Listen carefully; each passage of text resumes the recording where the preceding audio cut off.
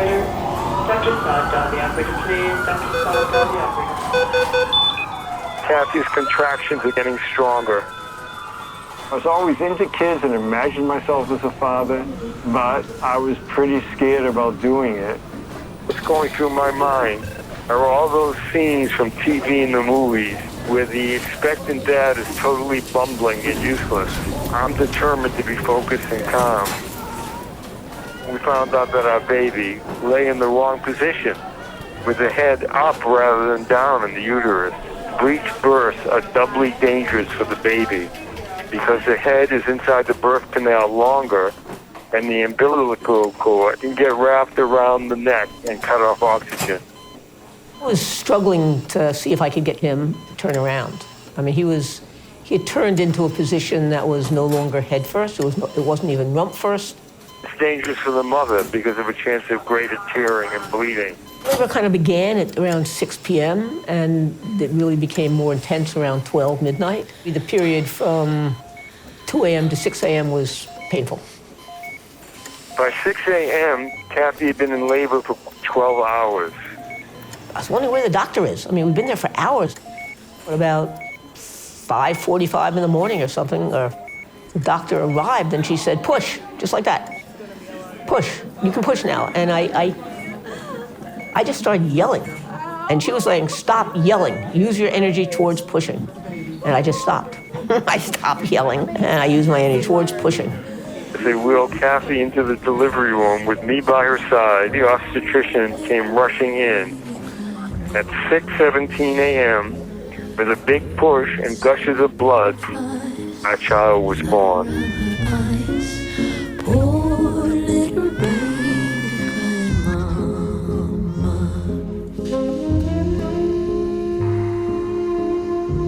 Other people had had babies underground. So the combination of my kind of imaginary sense of who we were led me to feel, absolutely, I'm going to have a baby.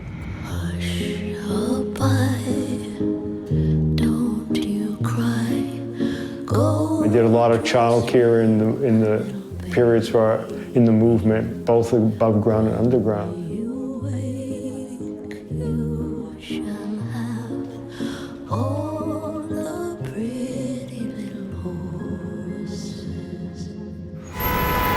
I took my son to the babysitter and assumed that I would be back to pick him up later in the day.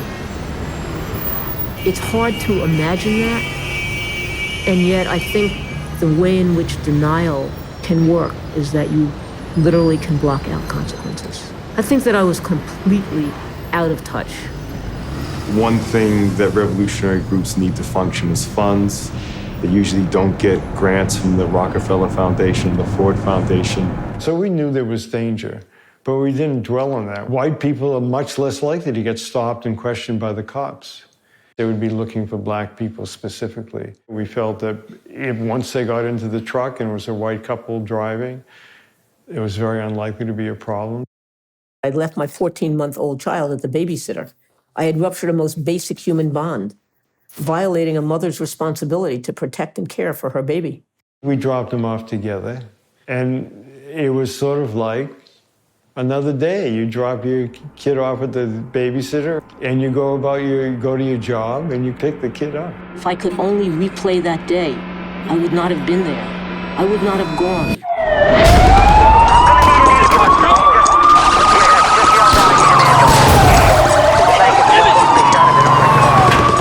Individuals were jumping out of the back of the truck and firing at us. One guard and 2 policemen died that night. In the botched ambush of an armored car.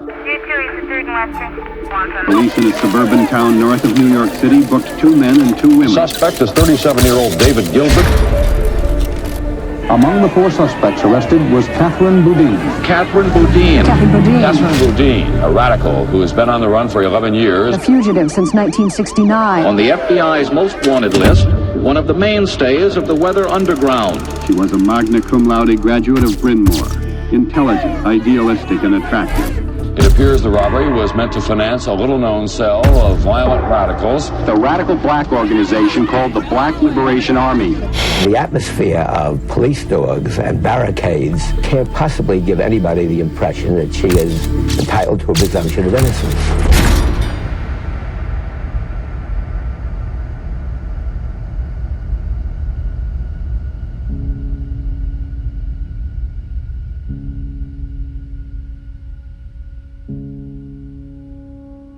It was intense for 5 hours, dodging blows, both physical blows and psychological blows. A lot of beating, a lot threats of death, a shotgun pointed into my neck, telling me it would be the death penalty.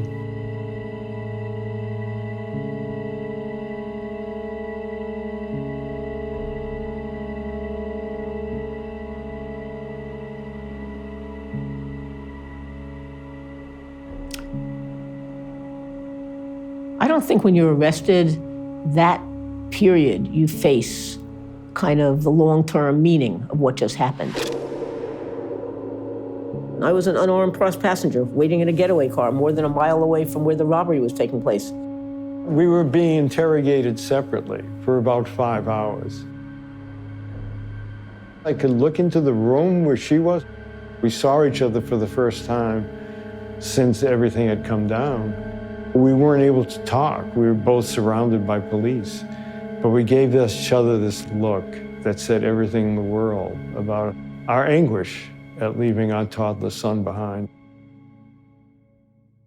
With the arrest of Catherine Boudin, police believe they've all but broken up the Weather Underground. Members who surfaced in recent years include Bernadine Dorn, a University of Chicago valedictorian, William Ayers, son of a prominent Chicago executive. It was in the afternoon. I was bringing the kids from daycare, and I saw something, a headline at a newsstand, and a picture of David. I heard it. I heard it on the radio. And Bill and I looked at each other. And we tried to not go completely break down in front of the kids. We would find a way to go downstairs and leave the apartment so we could talk. We've known them for years and years and years. We were travelers for the student movement together. We were peace activists together, civil rights activists together. Everybody was in crisis. And the next day, and we made a box of baby clothes and diapers and decided to go down and knock on their door. They were all on the floor. Jean and Leonard were trying to figure out how to diaper him. You know, they didn't know what they were doing. And Chesa was, you know, fretting.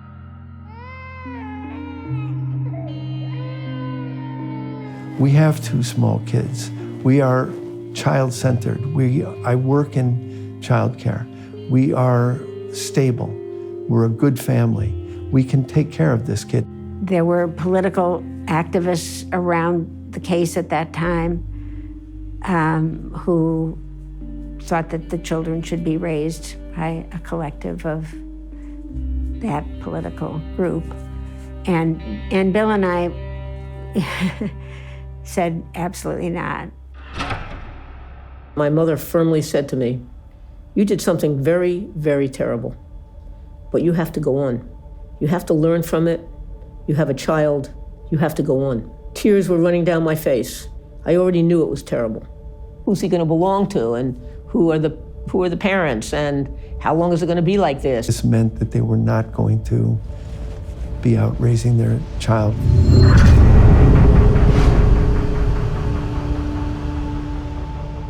My name's Chesa Boudin, and I'm running for district attorney. Shocking, but you must be kidding. I was with my biological father, David Gilbert, in his prison visiting room, and I said, I'm thinking of running for district attorney. It's impossible. That it would be a no-win situation. It took him a second to realize I was being serious. One of his concerns was, as he put it, his prison's already full enough.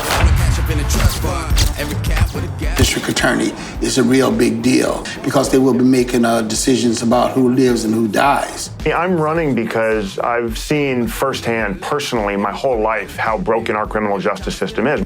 It's not rehabilitating people who have been convicted of crimes. It's a system of racist mass incarceration that's actually costing taxpayers billions of dollars. As a public defender, no matter how effective I was in advocating for my client, I would never really be able to change the system that led to so much crime and so much suffering and so much injustice. The initial questions that I raised was, how are you going to feel inside yourself about playing the role of sending people to prison when you've really understood that prison really doesn't help people? Growing up where I come from, the DA is like the enemy. They're the one that's locking you up. They're the ones that's sentencing you. I could never have imagined in my life that I will be actually campaigning for a district attorney. My parents were both white supporters of the Black Liberation Army, and I grew up my whole life thinking about the risks and the perils of trying to go too far to compensate for white skin privilege or class privilege. On the other hand, I also grew up acutely aware of that privilege and the ways in which so many of the people impacted by parental incarceration, the vast majority in this country, are Black and brown, and they don't have access to the kinds of opportunities, second chances, or privileges that I was lucky enough to have. So I said to him, I can't wait till you win so I can denounce you. The U.S., with 4% of the world's population, incarcerates 25% of the world's prisoners. The state of California spends around $13 billion a year just on our state prison system. I think everybody, whether you're Libertarian or Green Party, whether you're Republican or Democrat, everybody recognized that we needed a new approach to bad use of our limited tax dollars, and it's clearly not making us safer.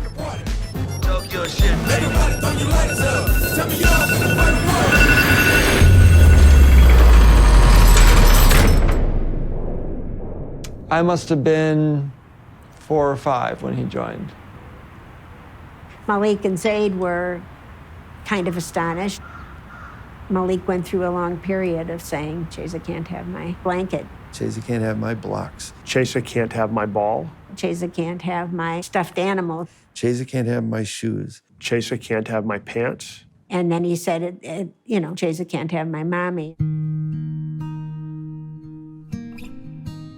It's a disruption for everybody.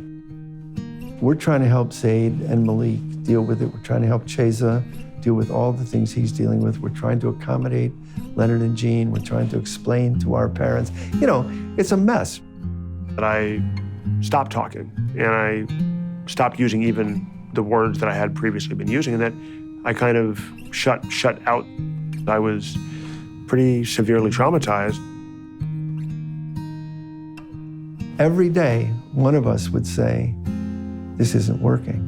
And the other one would say, it's gonna work, it's fine. And so we would kind of calm each other down. I can remember saying, we're sinking. 14-month-olds actually know who their mom is, they know who their dad is. They're at that point in life where they're boldly exploring the playground, always glancing over their shoulder to make sure mom is there. Mom wasn't there. And that's a terrible, terrible experience. Michael Mirapol and Robbie Mirapol were adopted by Abel and Ann Mirapol after the Rosenbergs were executed. After we got Chesa, Robbie called and he came down to New York, he and Ellie, his wife, and we talked about Robbie's early experience and what it was like to lose your parents. And the advice was pretty much, pay close attention to the kid, give him all your love. Don't deny his history, but embrace him for who he is. The grand jury was investigating the Brinks robbery, and she was subpoenaed to testify before a grand jury. Being accused of no crime and convicted of no crime, that they're going to put me in jail for refusing to talk. I had a very painful discussion last night with my 3 children to try to explain to them why I didn't want to go to jail, and I certainly didn't want to leave them. My mom went to jail after Chesa was with us. So it wasn't just Chesa who had parents in prison. We all were dealing with the fact that we had to visit her in jail together. My dad was raising us on his own. And so all three of us were growing up with our moms, locked up. Imagine the complexity. Chesa's lost his parents, they're in prison. Now he loses the mother who took him in, and she's in prison. The safety valve, now gone. She did, 6, 7 months, something like that. But when we were living through it, it felt like a life sentence.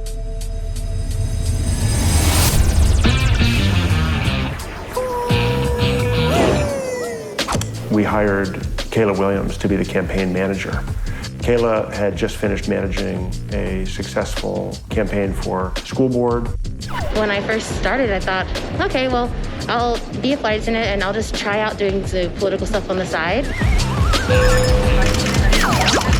Rasheen Eisner, we hired her to help with fundraising. She is a native-born San Franciscan. When I was 17 years old, I was really seriously injured in a violent crime that left me permanently disabled. And she's someone who had done 3 or 4 consecutive campaigns with tremendous success. She knew everything from field to fundraising to strategy, technical sides of managing voter files and volunteer databases. Then we brought on Kelsey. I was working as an event coordinator, and I liked my job, but I was very unfulfilled in like the bigger, greater sense of it. I came like all prepared for this meeting, and within like 2 minutes, I was like, okay. And Kayla goes, fantastic, can you start now? I haven't even looked at my resume or my cover letter or anything. And she was like, yeah, sure, you're great. And then I was training the volunteers for the phone bank. Then we brought on Vanessa, and they were our field coordinator. Learning about ways he wanted to help undocumented folks or folks of color and so on really inspired me to join his campaign. I grew up within this campaign. I was 19 years old when I was hired, and I actually turned 20 at a campaign rally. Let's give it up for Lolly. I would call volunteers, make sure that they would be showing up to phone banks, to literature drops, to door knocking. Beyonce was our woman. She got us through everything. Girls run the world. Yeah. Girls really run the world because, I mean, here we are.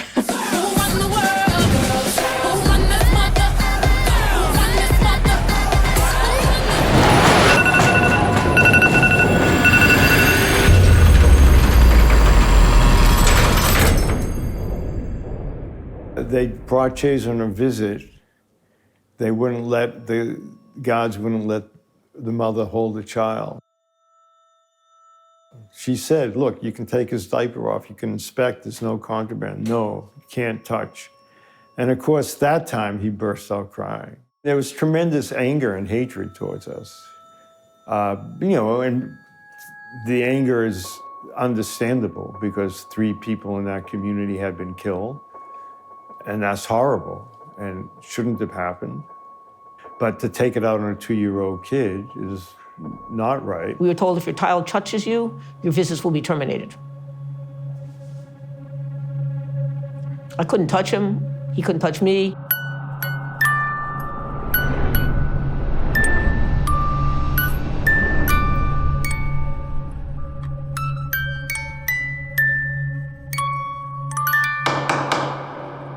The judge found that this policy was unconstitutional. That first moment when Chesa walked in with my dad, and he looked at me, but really, absolutely, there was no sense of recognition of me. His mother, who had breastfed him for a year. I remember Leonard and Jean bringing him into the visiting area, and Chesa's clinging to Leonard's pants and sort of peeking out behind his leg at us, and then putting his head back behind Leonard's leg, and then peeking out. We just got down on our knees and opened our arms. That connection was remade. The connection was there, and holding him and playing and all of that was there. And the visits were fantastic.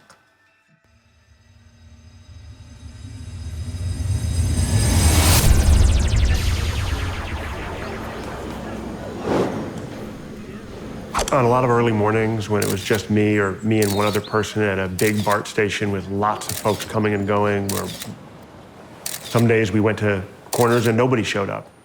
People honestly didn't think that we were going to win. They had very low expectations of this campaign.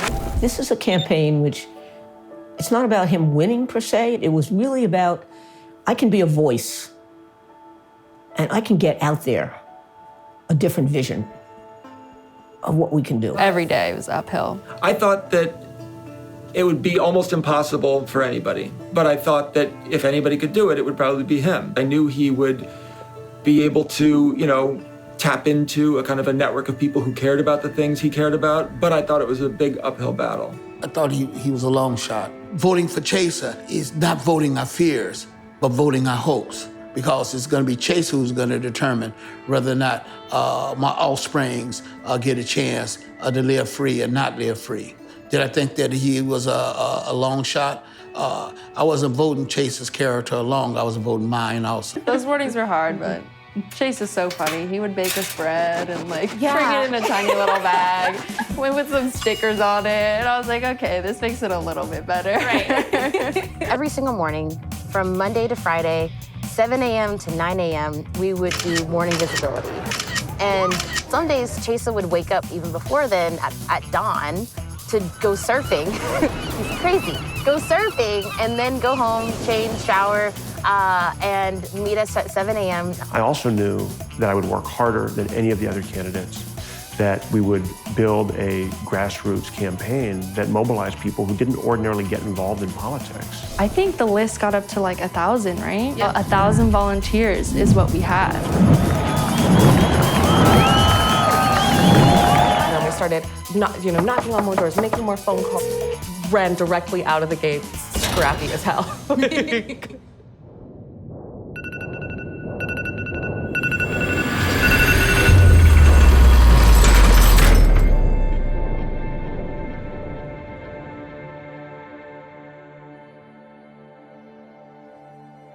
How does Kathy continue to play a role in the life of this precious child of hers?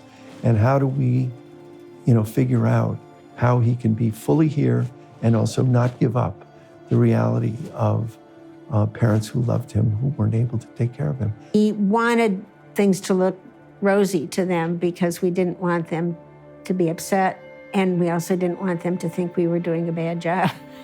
I mean, everybody's issues here are complicated and tangled. It's very hard because inevitably you feel like you're missing this and you're missing that, or that person gets visits all the time and you don't. Just horrible, when Kathy walks away one way and you walk away. You sit there and watch. When you're trying to parent from prison, you sort of say, well, how can I be like a parent and give him guidance and structure and discipline? That's not the starting point. The starting point is to express your love and for the child to know that he or she is completely lovable. We all got that advice, that the more he could have a secure relationship with them, it would help the relationship with us. And the more we had a secure relationship with us, it would help the relationship with them. It wasn't like a competitive thing, but it's not easy. The temper tantrum, they were rages, and sometimes they lasted for 2 days. I mean, we're not talking 20 minutes here or there. Sitting in the corner, looking at the corner, banging his head, and we were worried. He was traumatized, there's no question about it. Realizing that he had all these issues that he was dealing with and just feeling tremendous guilt around it. How do I deal with that sense of loss and pain and anger? So all of a sudden he takes off and runs down the aisle as fast as his legs would carry him. He said, "You can run that fast, right?" So I said, "Yeah." He said, "You probably can run even faster than that." I said, "Yeah." He said, "Couldn't we break that window and you just run out and get away?" So I said, "I bet you imagine that if I did that, I could come to your place and live." He said, "Yes, yes." And I explained, that wouldn't work. As much as I would love to do that and be with you, that wouldn't work.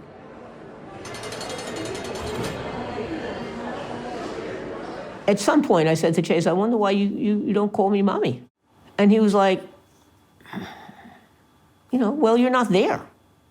Mommy is a word that you call out when you need something, or you're in pain, or you need someone to help you, and you're not there.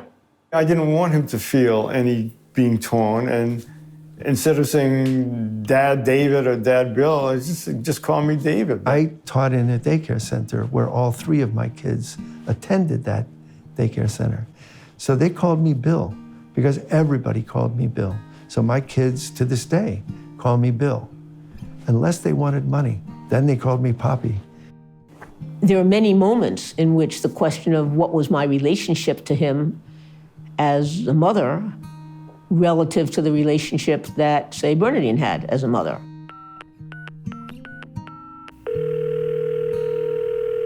Paid collect call from Dave Gilbert. I could call him weekly for 20 minutes. Well, how are things at home? What's happening in school? Who'd you play with? And it became clear it wasn't that he was petulant, but he didn't really want to have a relationship where he was answering questions. He wanted to be doing something with me. And this led to our creating these serial adventure stories. Each 20-minute phone call would be a chapter. And at the beginning of the next call with the other parent, they would ask me to update them on how far we'd gotten in the adventure story, and then they'd take it and sort of pass the baton. At some point, suspenseful point in the story, they'd say, well, what do we do now? How do we solve it? And encourage him to, to come up with ideas and help move the story forward. I remember boating down the Amazon River, and they were exposing me to things like indigenous rights and environmental protection, and those stories were fun. How do you maintain a connection with people that you're apart from? And people have to do that around the world. When families are broken, destroyed, separated, immigration, displacement, all of it. People try to stay together. As a child, trying to have a phone call is challenging. It's challenging even if you don't have trauma and mixed feelings about the person you're on the other end of the phone with. I didn't have the luxury when I was growing up of just being able to wait until they came to see me. Kathy, she would make pillows, or once made, for me and both of my brothers, made a set of slippers. One of us had a baseball, one a basketball, one a football, kind of motif on the slippers. Cassette tapes that she would record of herself reading me books, The Count of Monte Cristo, or The Three Musketeers, or Little Women. There were programs like that at her prison that really don't exist in most prisons anywhere in this country. And she was able to use those programs to be physically present and feel a little bit closer to someone you love and miss. One of the things about being in prison is there's all these regulations, like there's a line of vending machines, but if you're a person that's incarcerated, you can't go over that line. People would move chairs over for the young kids that were 3 so that they could stand up and they could put the money in the slot because you weren't allowed to do it. And there was such a reversal of roles. I mean, you were really infantilized and the child was, having to play the adult role. Even the child was 3 or 4. I met Chesa because both of our moms were at Bedford Hills. Sometimes he would throw a toy across the visiting floor. He would scream while playing with others. He wasn't a bad kid. He was very hurt as a child over the experience with his parents being incarcerated and being so young.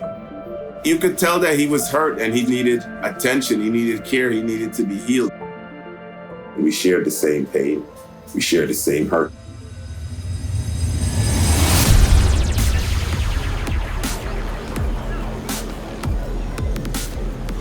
I knew when I decided to run for office that people would attack me through my parents.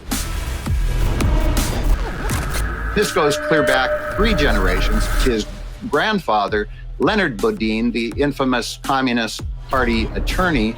His biological mother, Kathy Boudin, was one of the most infamous of the Weather Underground terrorists who set off bombs and carried out other terrorist acts, robberies, kidnapping, murder, but also his adopted parents who raised him, who were also Weather Underground terrorists.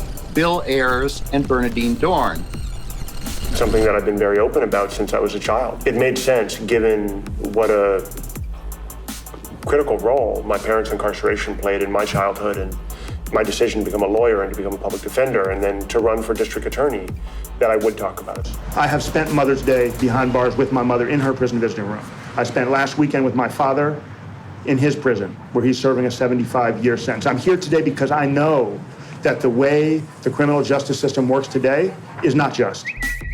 He could have hid it. He could have stayed in the closet. He didn't have to say all of that stuff. We led with that. We weren't running away from it. We didn't hide from that. This is part of his story, and it gives him a valuable perspective. One of the great geniuses of the way he ran that race is to put it all out there right away and to say, like, this is who I am, this is who my parents are, this is why I'm running.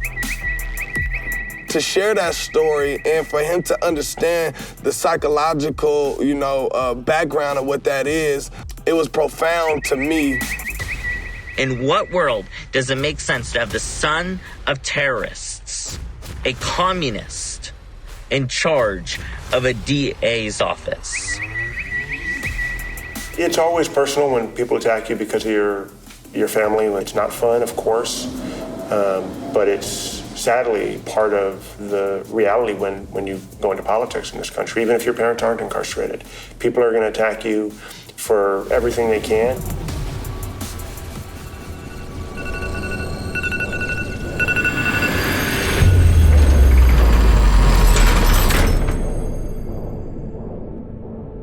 As a very young child, trying to understand what the Weather Underground was, or the Black Liberation Army was, or what a Brinks truck is even, or what it means to commit a robbery is a difficult thing. A lot of parents struggle to have a conversation about sex or drugs with their kids. It's like trying to explain to a child why somebody gets pregnant, or it's like they could absorb a certain amount.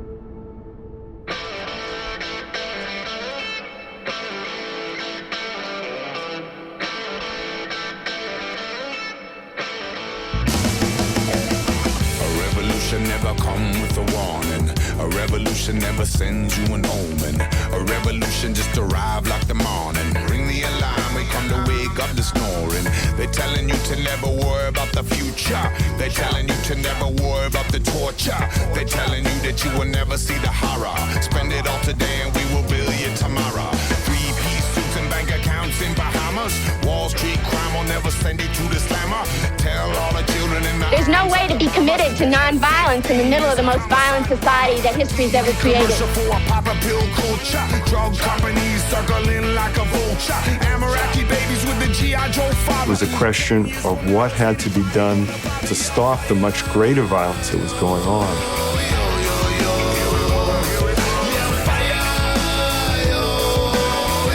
The role of white Americans was to find ourselves in alliance with the Vietnamese, in alliance with the black struggle for self-determination.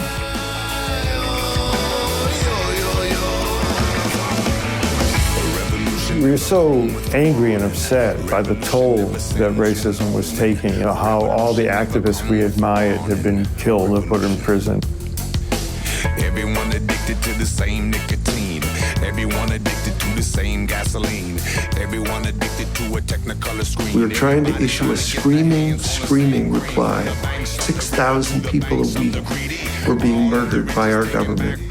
6,000 a week with no end in sight.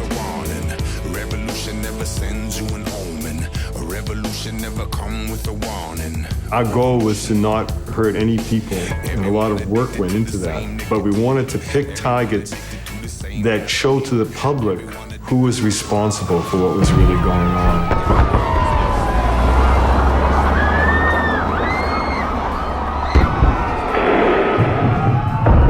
There were years where on every single prison visit, I would ask them questions, sometimes the same question, to see how they answered, and to try to come to terms with it from the perspective that I had now as a 10-year-old or a 12-year-old or a 14-year-old.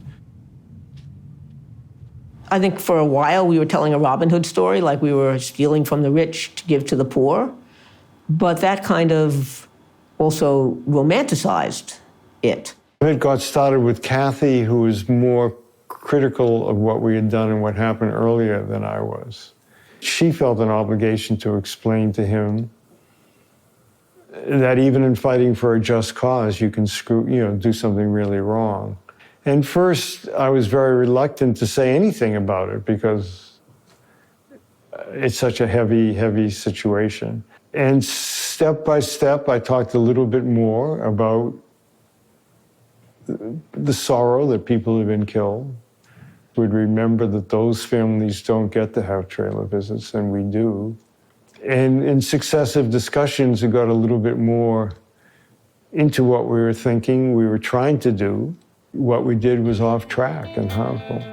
We felt that the murder Fred required us to be more grave, more serious, more determined to raise the stakes and not just be the white people who wrung their hands when black people were being murdered.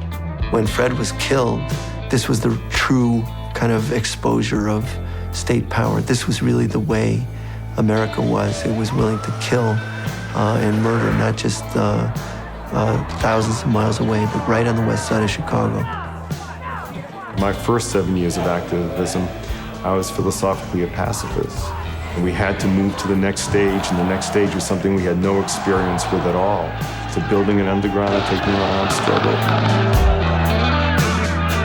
We thought of it as putting our bodies between the bullets of the police and black freedom fighters in solidarity. We changed our identities. We changed our appearances slightly. And we weren't going to participate openly in the political world anymore. We were going to participate as people who were fugitives from the law. And that's what it meant to be underground. It shows how much, in our anguish about dealing with the horrors of this society and finding a way for white people to ally with the black struggle and to fight back, in our anguish, but also with a certain amount of arrogance and ego that we could be the ones who made this giant difference. Sometimes I'd say things like, if only I could have talked, I would have told them not to go. I'd say, maybe if I'd been more lovable, they wouldn't have risked losing me. But as a 2-year-old, a 3-year-old, a 4-year-old, it's hard not to feel that it's because of you or some deficiency, something you did wrong. Many, many parents who are incarcerated, families of those who are incarcerated, try to protect the child from the hard, difficult truth. They pretend that instead of a jail or a prison, their parent is in a university or a hospital or some other fantastical lie. And kids are smart enough to figure it out. Sooner or later, everyone knows they've been lied to. He was a child who was so pained by having parents disappear, really led me to think much more about what it meant for the families of the men who were killed. In the very beginning, I was sort of wrapped up in, there's a war going on between oppressed people and the state, and the police represent, the state, and we don't want anybody to get hurt, but there's a war going on. I had to wean myself out of that, and Chesa and what he was grappling with helped me wean myself out of that. So many people get killed horribly and unnecessarily in this world, through hunger, through wars that shouldn't happen, through abuse. But that doesn't excuse my responsibility in the role in what happened when 3 people got killed. It took me a while to move out of that combatant mentality. Him grappling with it as much as anything he said was very important to me. And he made me, being with him, much more aware that the officers and the guard who were killed had children, and they didn't get to do visits. That was the other part of parenting from prison, was to be honest about mistakes. I also would often ask, well, why did both of you go?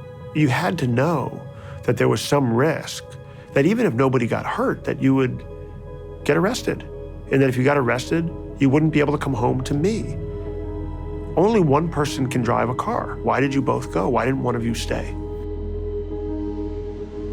Really, we shouldn't have been there at all, but it was completely inexcusable and against our protocols that there were two of us there.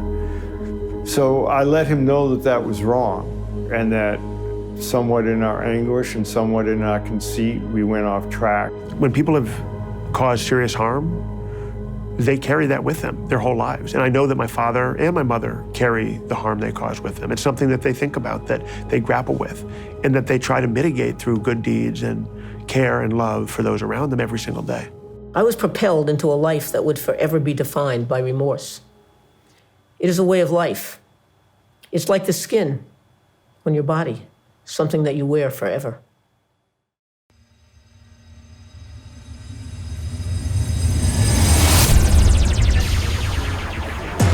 We wanted to reach out to people of color who have been directly affected by rise of mass incarceration. The criminal justice system most directly impacts people of color. I knew that since my earliest prison visits, when I was waiting in line at the metal detectors to get processed in to visit my parents. And I noticed, even before I had a political consciousness, that the lines in front of those metal detectors, the lines at those steel gates, were mostly black and brown women and children.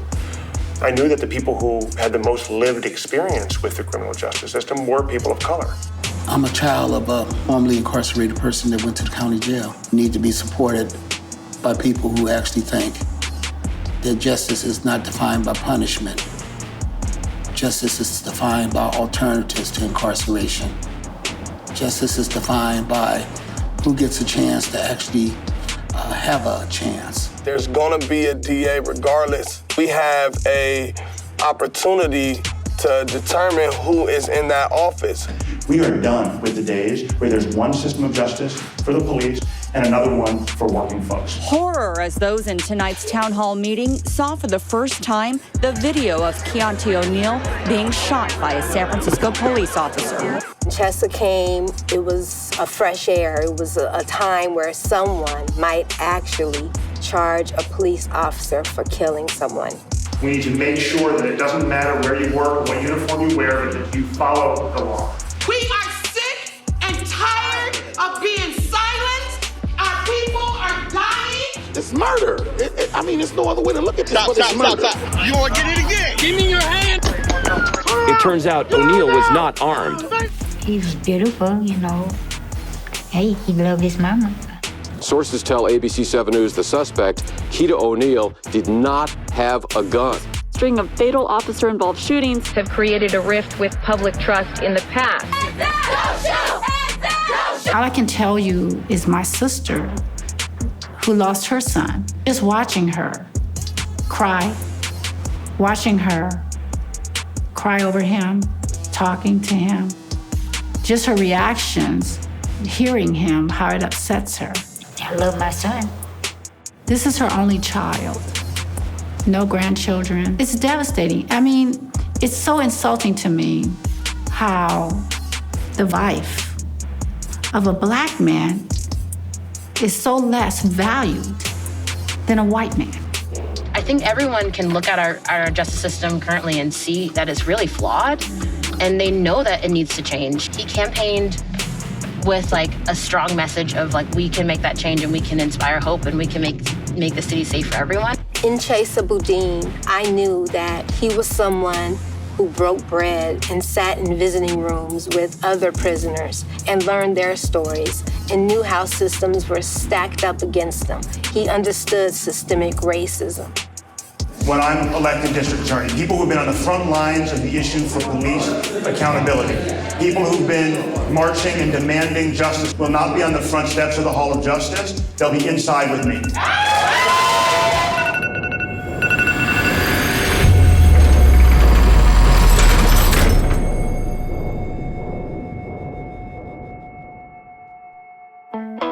When Chesa moved to Chicago and Bill and Bernie, with the family, that was very, very, very hard for me. Taking Chesa, 900 miles away was, of course, a difficult move.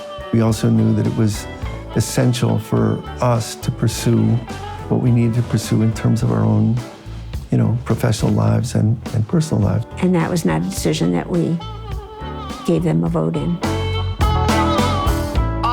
the city, didn't stick around for goodbye. I remember a moment, he was supposed to get on a plane, and then there was delay, and they had to switch planes, and so Bernardine or Bill came and picked him up. And then when I called, what happened, Bernardine said to me, he's talked about when he comes into prison and the gates clang shut behind him, how scary that is. And he deals with it because he loves you. But to deal at his age with the change in planes and the different arrangements and all that, he just cried and said, come get me. And I said, you know, wow, I understand. Appreciate so much what he goes through to get to see me. Chesa had often just got home from a 2.5-day trip that must have been unbelievably emotionally taxing. There was a sadness or a bleakness to those moments, and he didn't talk about it much.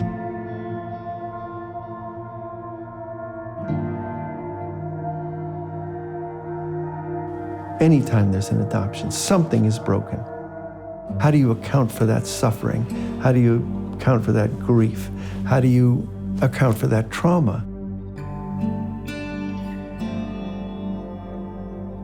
I started feeling devastated that I had, that my choices had caused those problems. It was bad enough what happened, but I think that then seeing and hearing about these problems and imagining him being somebody kind of crippled for life by them, it was a really, really, really terrible time. We decided we ought to consult a psychiatrist. Yeah, Bennett Leventhal, a Jew from Louisiana. I love that motherfucker. Love him.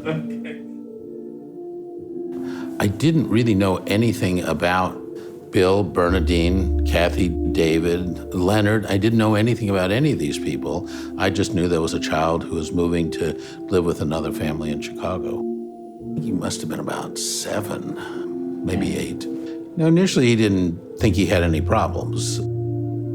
I sort of felt like, I don't know why I'm doing this. And so we might play a game of some kind, anything that would make him comfortable so that then we could transform that into a conversation, either about what the theme of the play was or why he had chosen to do what he wanted to do. Sometimes he would talk about what was happening in his life, and then he would tell me how he behaved and might act things out. And often the themes, as you'd expect, would revolve around my parents and the complexity around my family and what it meant to go in and out of prisons in order to have a relationship with one set of parents, and what it meant to have to leave my other family in order to go on those visits, and the things I missed out on, the birthday parties or the movies or the family dinners.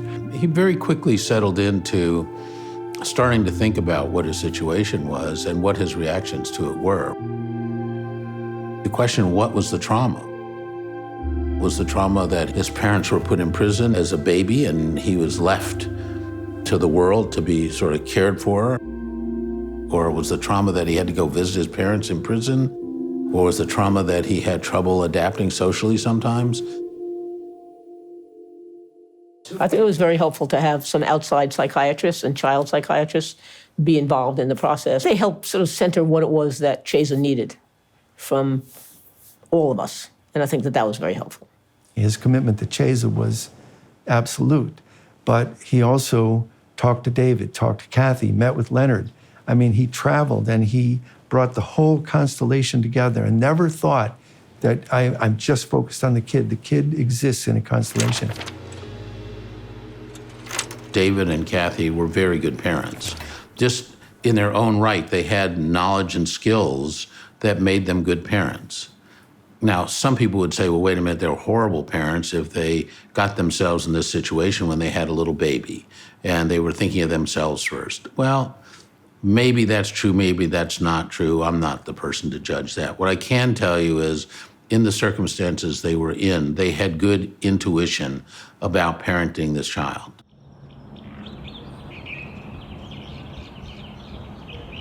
The official name of it in New York is Family Reunion Program. And they literally have little trailer homes on the prison grounds behind the walls. It's 2 nights together and cooking meals together.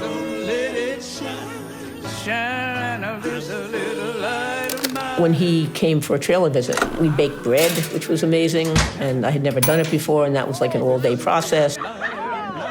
Being able to just go outside and throw a ball was amazing. From the very beginning, he had jobs to do in the trailer, to help cook or whatever, and he was into that, or pillow fights, or being outdoors and having races, or playing touch football or whatever. And to have longer, more serious conversations. The visits were so amazingly, qualitatively different than just visiting in a visiting room. I didn't get a visit like that till, I guess I'd been in prison maybe for 18 years. And of course, people think about them as conjugal visits, but people don't realize how important it is for family bonds. One of my lifelong friends, Imani Davis, who was a couple years older than me and who was doing work speaking publicly about her incarcerated father, invited me to join her on a panel. He said that he was going to be giving a public speech at a conference about children of incarcerated parents, and I was like, you know, wow. So he said, why don't I rehearse that with you? And he practiced his speech with me, and that was really exciting. When I was younger, I suffered from a whole range of developmental problems, learning disabilities, and an uncontrollable temper. These difficulties were largely a result of the psychological trauma of having my parents taken away at such a young age. There are 10 million of us, we estimate, in this country at any given time, and most of us have issues and are struggling. We've been called youth at risk, we've been called juvenile delinquents, we've been teen moms, we've been drug addicts. And the two of them went about building an organization of children of incarcerated parents. The anger and the stigma are really common amongst children with incarcerated parents. What's far less common, tragically, are the supports and the opportunities and the privileges that I had. Tremendous privilege that many children with incarcerated parents don't have. Class privilege. I grew up in a middle-class family. At least the extended family could pay for therapy, could pay for academic tutors, could afford to accept the massively, outrageously expensive collect prison phone calls so that I could talk to my parents for as long as I wanted. The experience Chesa had and our family had visiting David over the years was something, of course, that millions of families do experience in the United States. It's our story, but it's actually a national story.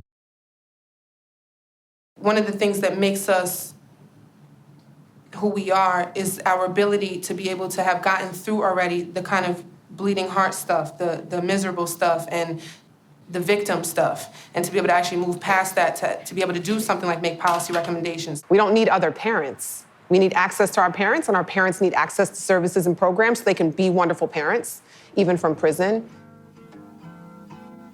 I'm older by 10 minutes. Yeah, sometimes I brag about like being 10 minutes older. We had to talk over the phone and see him through class. And that's what made us miss him more. We just had to talk over the phone, and it was limited to 15 minutes. He had to spend time in jail for something he didn't do, which kind of angered us. He needed, justice, He won his case and he got out. How long has he been away? A long time. What's the hardest part about going to the prison? When we have to leave and we watch him and he just waves goodbye to us when we're in the bus or van.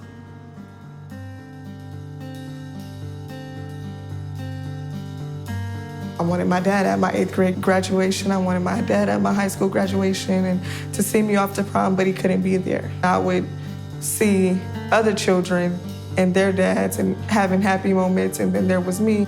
I felt really, really alone, and you feel so separated from everybody else, especially going to school, not having support, and then having to go home and, see my mother sad and having to figure out lawyer money and things like that. It's very heartbreaking to see.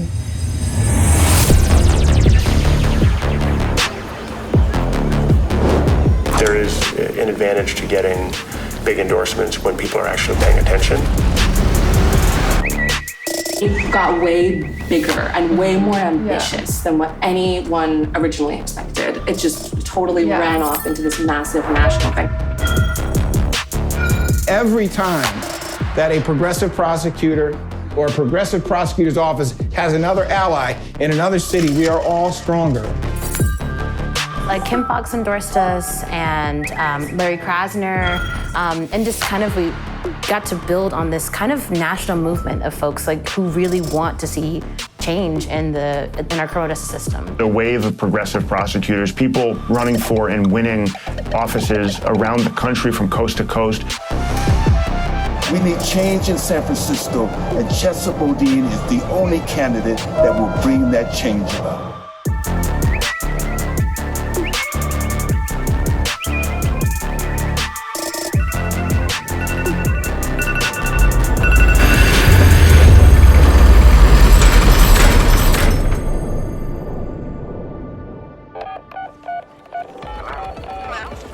We mobilized letters from people who'd known Kathy her whole life, people who had been in prison with her, letters from prominent actors, actresses, lawyers, politicians. We had phone calls every other day. We built a website. We had massive numbers of people write letters and sign up to support. Kathy helped me so much when I was incarcerated.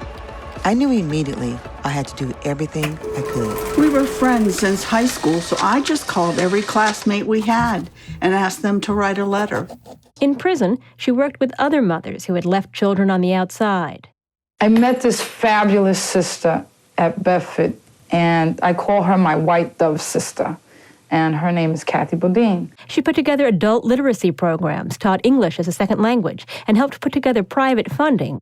I know that Kathy Boudin has faced up to what she has done with searching honesty and feels intense remorse and sorrow, which will never leave her.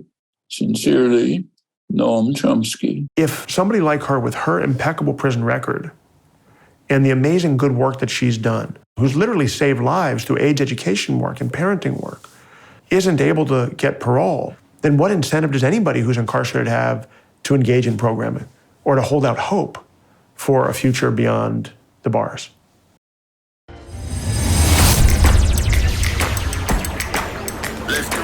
His goals were to hold police accountable.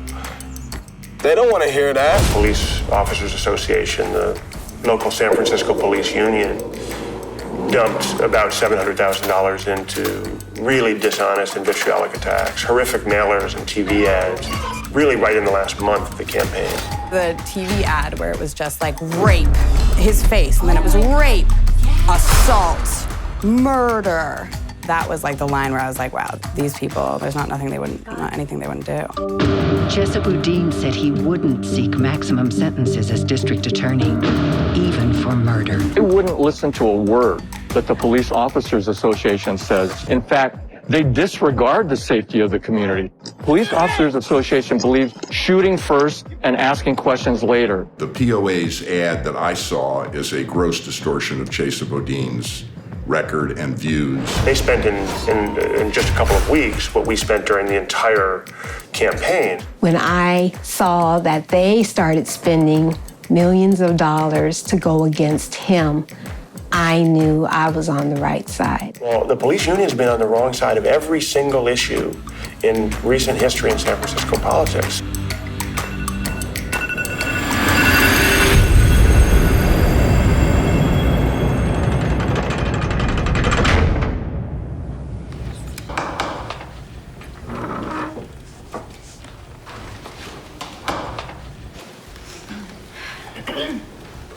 When I walked into the parole board, it was in a room.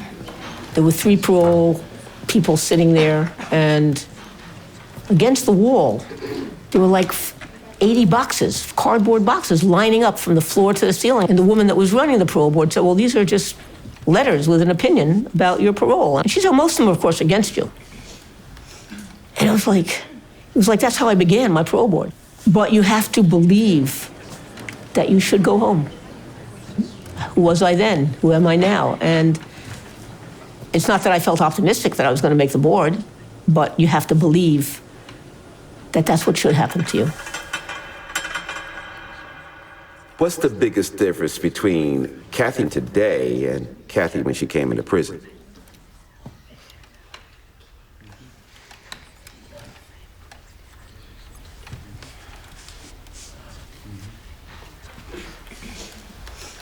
Try to make us understand what would motivate you to participate in this kind of crime.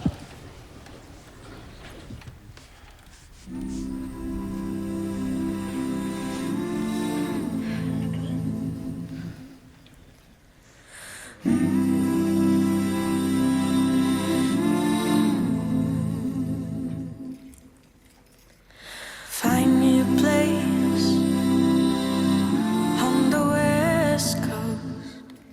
As a child, I wanted to be a doctor to heal people. I lost my way. 12 years underground, isolation, different names, a lost self.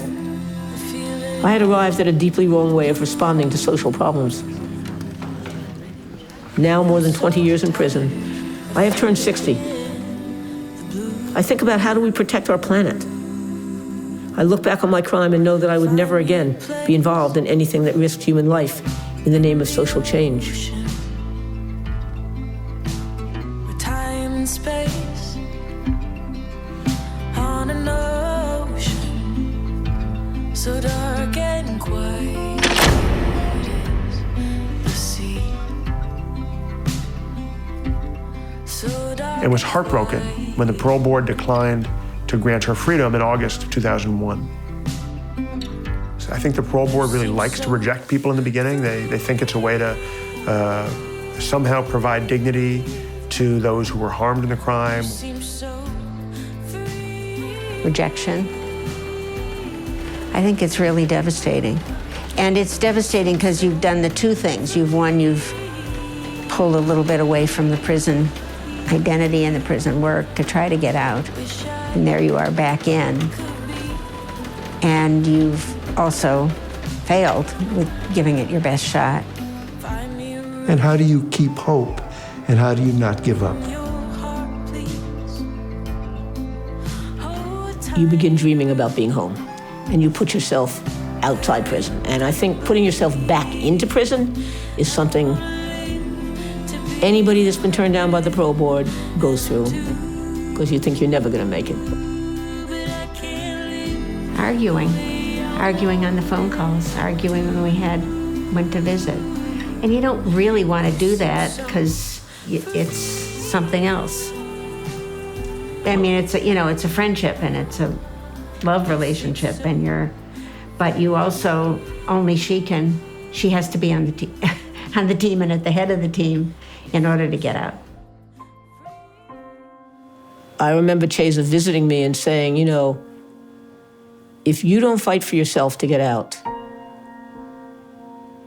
other people can't do it. You have to lead that process, and you're not leading it now. And if you don't continue to really struggle to get out of prison and feel that you can talk about what you've done and why you should get out, I'm going to write a book about it. And I was like, no, I don't want a book written about me. I said, don't do that. And she's saying, well, if you don't fight for yourself to get out, I'm going to do it. And it was an incredible visit. And needless to say, it changed me.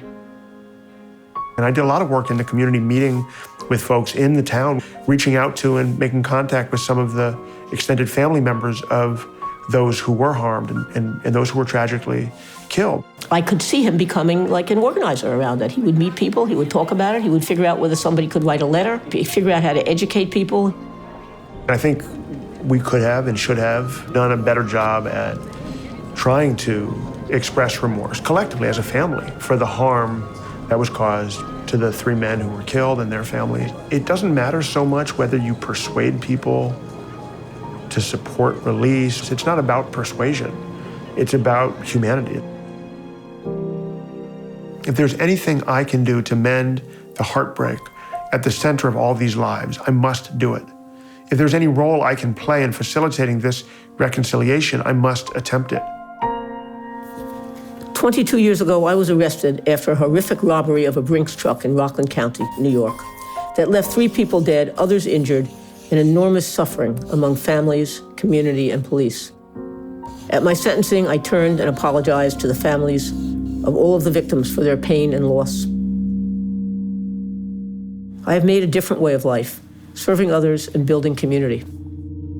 I want to say I am sorry, because those words are the only ones we have to ask for forgiveness.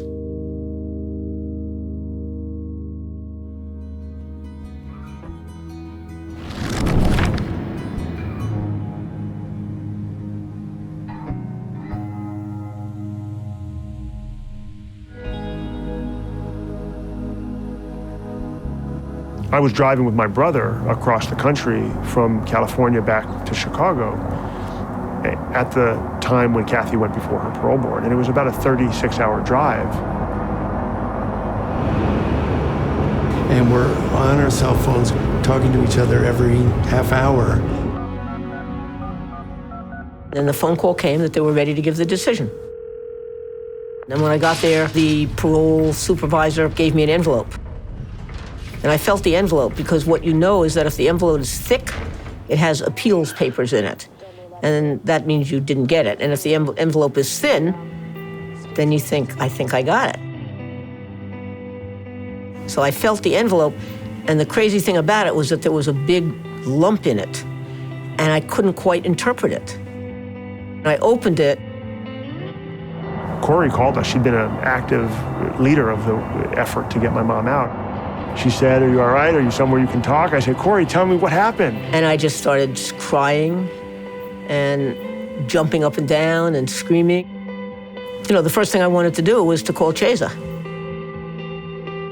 An infamous 1960s radical was granted parole today after 22 years in state prison. Wearing a white shirt and tennis sneakers, Kathy Boudin stepped past the barbed wire to freedom after serving 22 years for murder. Turning, she waved towards the inmates who call her a friend. The former 60s radical, herself now 60. I turned around, and there were hands waving out of a window, and all you could see was hands. You couldn't see people, but there were the hands. All of the women in the prison at Bedford Hills were at windows and were wishing her well and banging on pots and, you know, celebrating with her. After my eyes have seen the years and the slow parade of fears without crying. My mom and I had a kind of a tradition on the trailer visits that we would do of making smoothies. At the airport, seeing my mom there standing with a smoothie. We rode the subway all over the city to places that were important to her and important to me. Doctor, my eyes, tell me what is wrong. Was I unwise to leave them? Kathy and I have toured her old neighborhood. She even pointed out to me approximately where she first met you on Bleecker Street. We walked through Central Park. We've eaten at my favorite Dominican and Mexican restaurants, gone swimming at the Columbia Pool. I've been waiting to awaken from these dreams. People go just where they will. I never noticed them until I got this feeling that it's later than it seems. Doctor, my eyes, tell me what you see. I hear their cry. When Kathy got out, my wife and I had our first baby. Our baby was about the same age that Chesa had been when Kathy went to prison. And sure enough, Kathy, became our main babysitter and our adopted grandmother.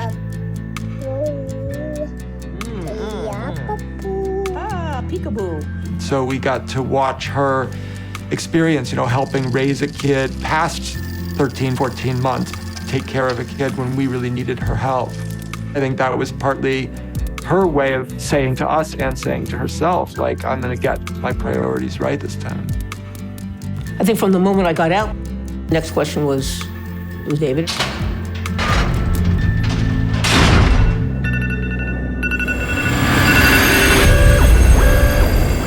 We probably went to bed at maybe like 2 a.m. Volunteers are coming in at 5 a.m. We all were so exhausted. We were all running on fumes. I went to every black community in San Francisco. Walked up and down streets, putting literature in places that his team didn't even know. I was driving volunteers all over the city. Standing on the corner, handing out leaflets. Putting posters up. One of the most hotly contested races is for district attorney. And Joe, only about 500 votes separate the top two candidates right now. But those 3 days were brutal, like really excruciating, not knowing. And it was so nerve-wracking, waiting and waiting and waiting. From Boston to Philadelphia, from Chicago to St. Louis, right here in San Francisco, we are building a movement.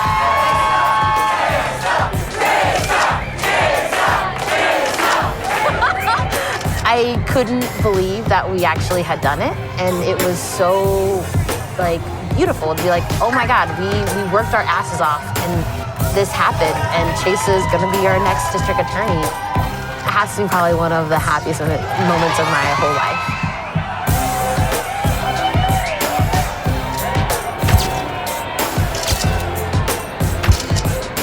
I cried. I could not believe it. You know, the victory celebration was really ecstatic. David heard on his little battery-powered radio in his prison cell. Those sorts of life events are the milestones that parents miss when they're incarcerated.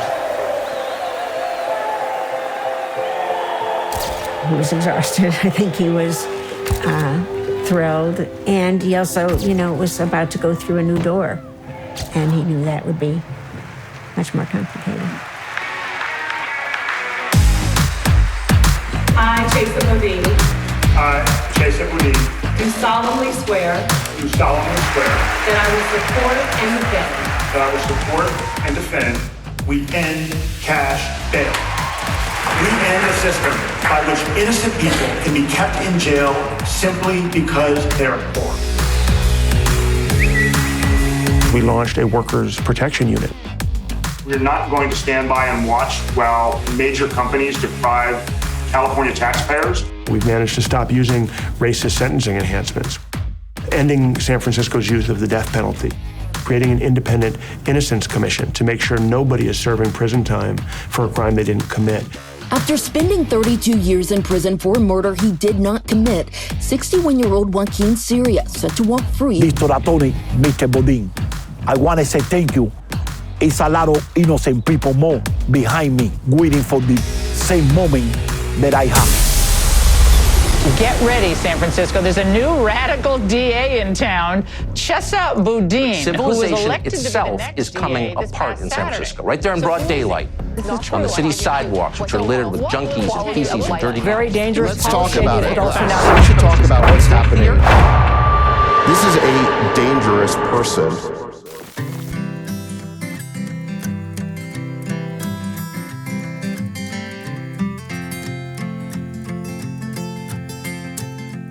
I'm so blessed to have a grandson. I'm getting emails from friends of mine saying, you're gonna be a grandma. This is so great, you know? She's so eager to be a grandmother and in some ways, of course, to go back and avoid the horrible mistakes that she made when I was a child. We hope to be able to visit my dad with our baby, but bringing my own child through those same metal detectors and those same prison gates. Who wants to have kids experience that? Who wants to be forced to know that really ugly reality for getting to touch or know your grandparent? My whole life, I've sort of known and assumed he won't get out. So to the extent kids talk with their parents about what will happen when they die, we've had those conversations with the caveat that assuming he does die in prison, we won't have a lot of control or say over what happens. Other folks can talk to their kids or their grandkids about where they want to be or what music they want to listen to, those sorts of things. We won't have any control. Many prisoners say the one thing I hope is I don't die in prison. And you can understand that because you want to be among loved ones. I always realized there was a good chance I would die in prison. And I would say that's not the worst thing to me. The worst thing would be not living my life with integrity and not doing what's productive. And if I die in prison, so be it. But to me, if I abandon the integrity, if I abandon caring about people and what happens if I abandon working on these issues, that would be the big defeat. If David dies in prison, and he may be in his prison cell, or he may be in a medical ward at the prison, or he may even be in an outside hospital handcuffed to a bed. We'll make every effort to be there to get him decent medical care, to have someone who can hold his hand with love strong enough to make him forget about the handcuff on his wrist connecting him to the hospital bed.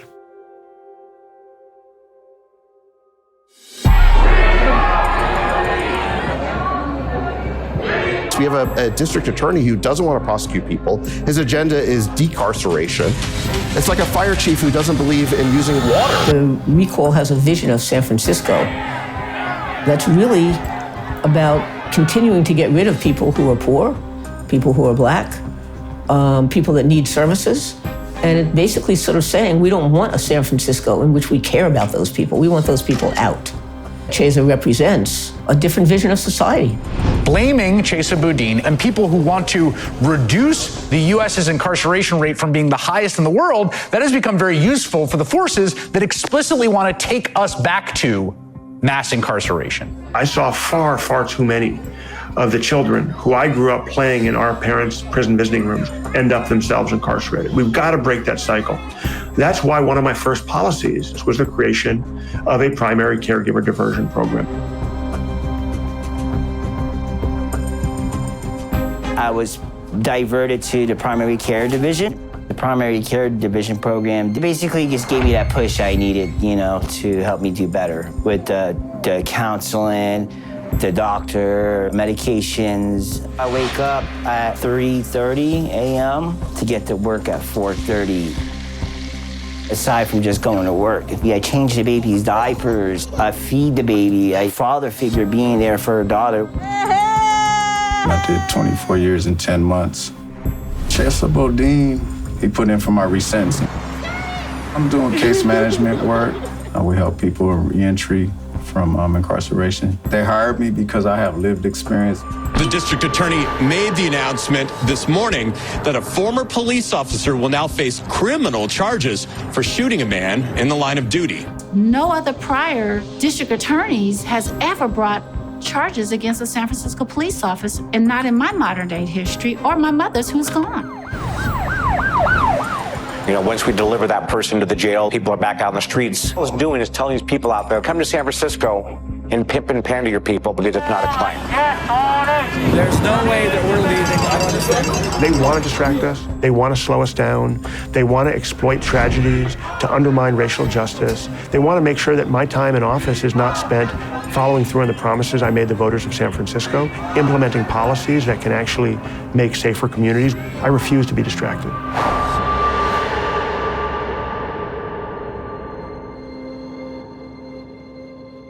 We've tried every strategy with every governor that we can think of, and that's what organizing is. You kind of put yourself at the desk of the person you're trying to reach. Dear Governor Patterson, dear Governor Cuomo, my father, David Gilbert, was arrested almost 29 years ago. Was arrested almost 39 years ago. We had letters of support from all over the world, including numerous Nobel Peace Prize laureates, other Nobel laureates. We had a letter of support from Archbishop Desmond Tutu. The letters from people who were previously incarcerated with him, who talked about his mentorship that helped them avoid violence and gang activity in prison. There were moments when we thought, oh, we got a letter to the governor's office and we think there are people there listening. And then, commutation season would come and go and everybody would say, oh, it didn't happen. And then it felt like, of course it didn't happen. It was always such a long shot. I think Chesa convinced himself each time that there was a chance, and then it didn't happen. And so it was a brutal letdown.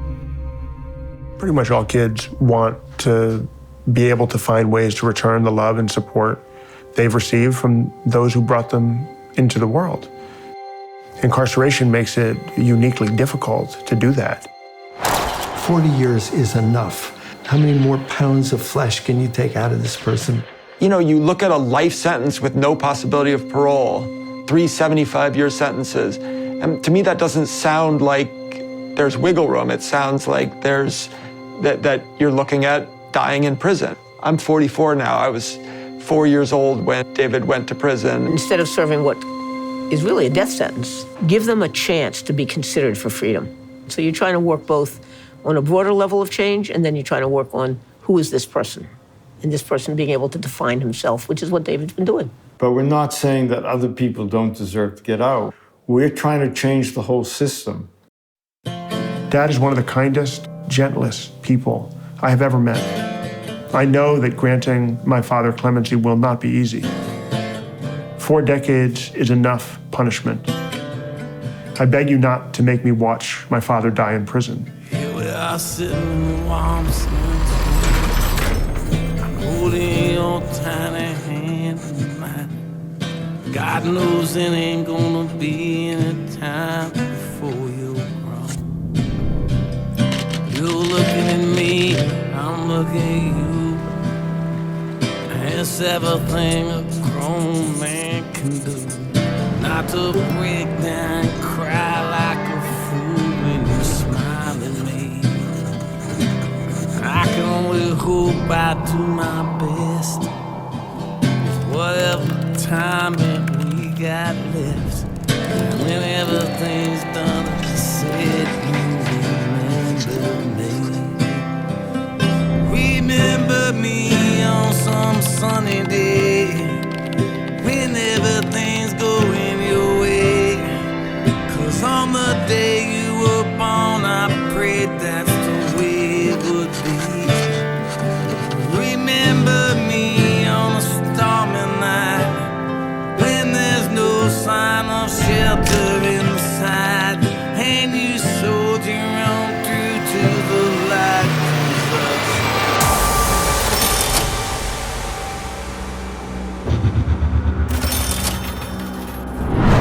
We're not dealing with a grassroots movement. We're dealing with a small number of wealthy individuals, many of whom are national Republican major donors, folks who have financial interests in the real estate industry and the gig economy and gentrification so that their investments can go up in value.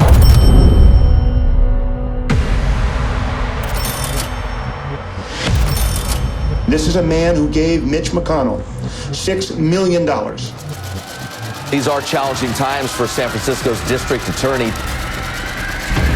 Those with money and power have realized that they can create elections off cycle. They don't need to wait 4 years the way the democratic process is supposed to require.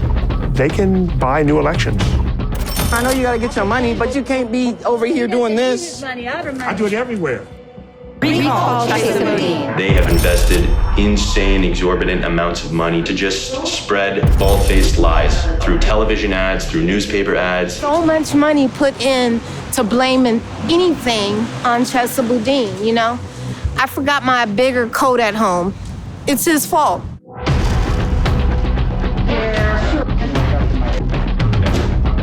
This is home, and like I'm gonna like fight tooth and nail for my home. For Chesa Boudin, the polls don't look good. So I'm gonna go vote right now.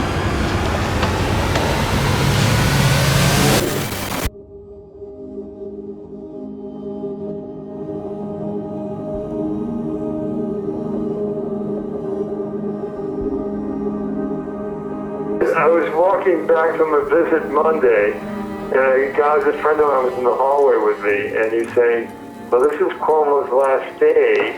Maybe there'll be some good news for you. Maybe he'll do the right thing on the way out the door. I said, I appreciate your wishful thinking, but there's not a chance. We were counting the hours. We were saying, well, we have 4 more hours. Well, we have 3 more hours. You know, it's like, well, we still have more hours. When I went to work on my computer, I loaded up the governor's press website because they announced the commutations there. And I was just hitting refresh somewhat obsessively to see if there was a new press release. And every once in a while there was a new press release.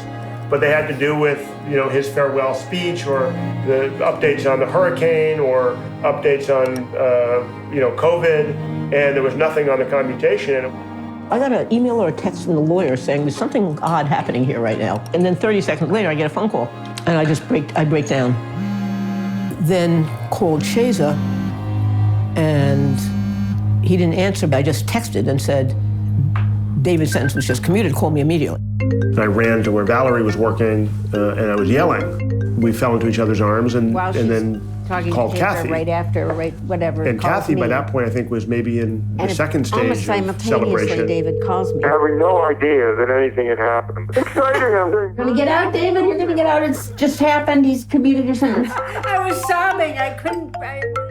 I got a call from my dad, and he was, in tears. That was October 26th. I think the parole hearing was like the 20th or 21st. I should remember the date, but 76-year-old David Gilbert will be released from a correctional facility.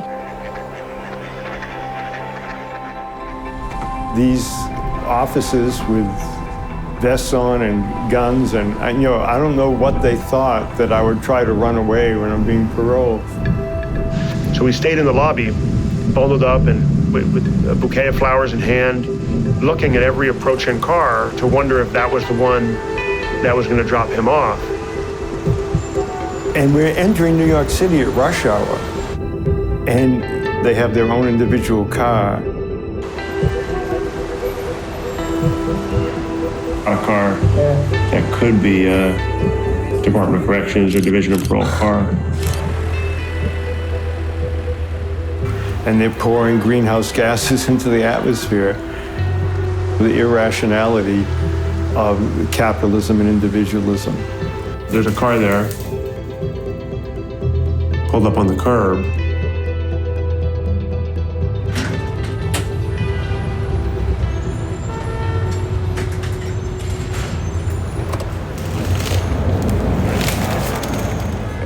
And I said, can I go embrace them? And they said, yeah. At that point, I was no longer a prisoner. I was a parolee.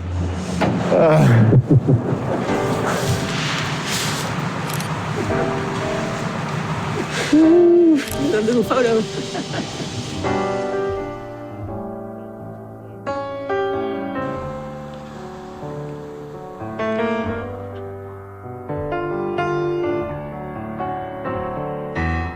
I hate to see that evening sun go down.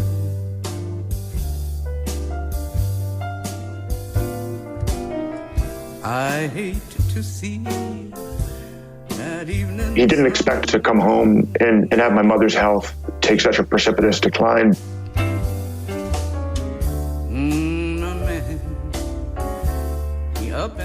We had a week of joyous grandparenting together, and I told Kathy that her golden smile was passed on to Aiden and continues with him. Like I feel today. We hope to make it past the recall so that Chesa wouldn't have to deal. She wasn't able to speak anymore. I don't know what she could hear. I got in bed next to her and said, hold on, Chesa's coming. The days I'm gone. The longtime prison activist and educator Kathy Boudin, who died at the age of 78, May 1st.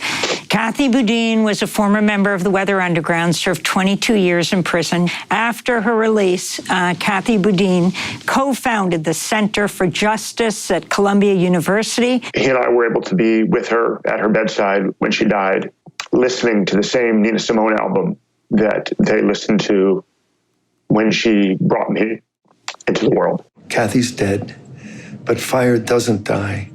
Light and heat and love and desire go on, and so does she.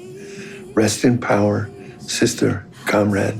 I hadn't cried for 25 years. In prison, I never cried in front of other people. I've been crying 5 times a day. So what I've been saying is, with great love comes great pain. I loved my mom. If she were here, she'd be watching your show. She loved watching. She loved watching your show. She was fighting cancer for 7 years, and she lived long enough to welcome my son home from the hospital when he was born. She lived long enough to welcome my father home after 40 years in prison, and we miss her.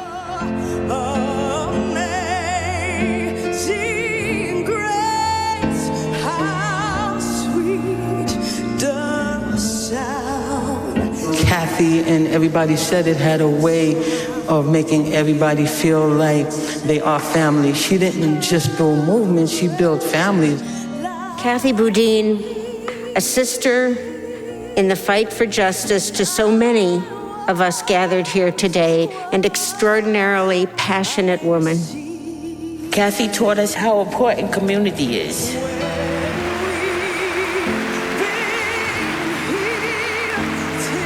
She gave us the courage and capacity to realize we could reinvent ourselves and make amends in meaningful ways. If only there were a place where the living and the dead could meet, to tell their tales, to weep. I would reach for you, not so that you could forgive me, but so that you could know that I have no pride for what I have done, only the wisdom and regret that came too late. And her legacy will live on through the work that so many of us are doing. Rest in power, my sister Kathy. I love you. We all have a way to contribute to reimagining what a system of justice would look like.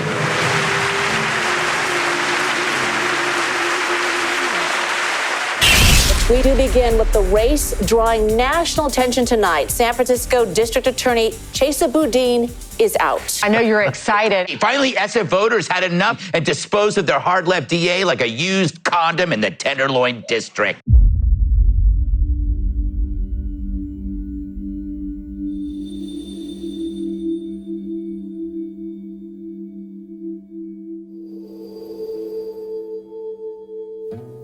We have two systems of justice, right? We have one for the wealthy and the well-connected and a different one for everybody else. And that's exactly what we are fighting to change. We are just getting started because we knew that fixing a system that has failed us, not just for decades, but for generations, was not the work of 1 year or one term, of one man or woman or one office. It is work that requires a sustained social movement. The movement is alive and well from coast to coast, from north to south. This is a movement, not a moment in history.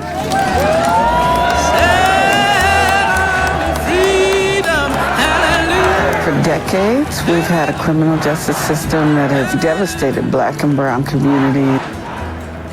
When we invest in those communities, then we can dramatically reduce the amount of people that we incarcerate. The collateral damage of locking so many people up is enormous. We can't keep doing the same old thing and expect different results. We can talk about it all we want, but until you're willing to lay something down, nothing's going to change. We've made a movement happen. This movement, this new wave of prosecutors and reform-minded leaders is here to stay. We have to do the work to hold those in office accountable. How do you make sure that whoever you elected stays true to what they promised? You have a lot more power than you know. Everybody has a role to play. It's a battle between those who believe America should be inclusive, diverse, and equal for all, and those who don't. We're on this right side of history, but we have to fight. We believe in care and not cages, people and not prisons, jobs and not jails. I want to make sure that my kids and everyone around has a more fair system when they grow up. We can break the multi-generational cycles of violence, trauma, and arrest that has led America to incarcerate more people than any other nation.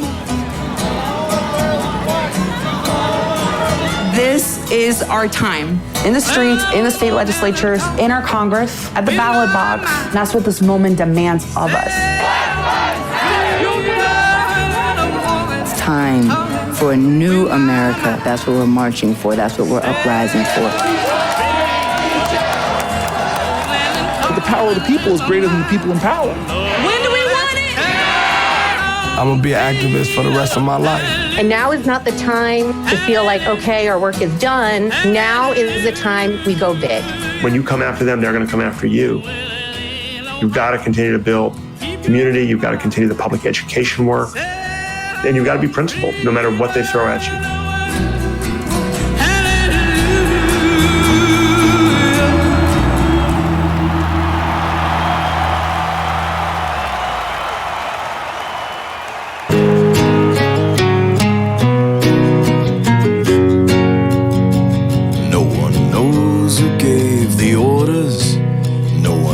About the crime, no one looks behind the curtain, and no one questions why.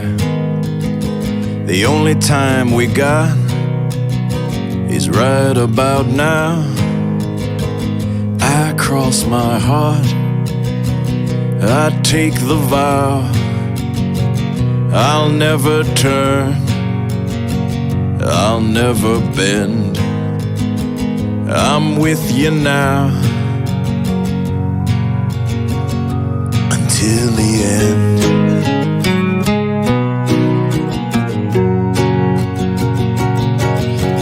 Tonight's the test, tonight's the time. I am the punishment that fits the crime. I'll break the bricks, I'll pick the locks. I don't got nothing, but I'll give what I got. I'll never turn, I'll never bend. I'm with you now until the end.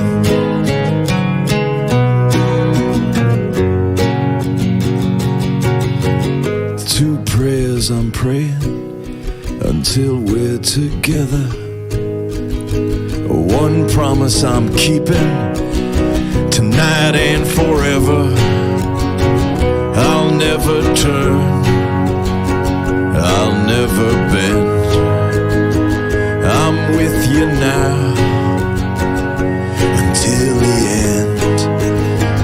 I'll never turn, I'll never bend. I'm with you now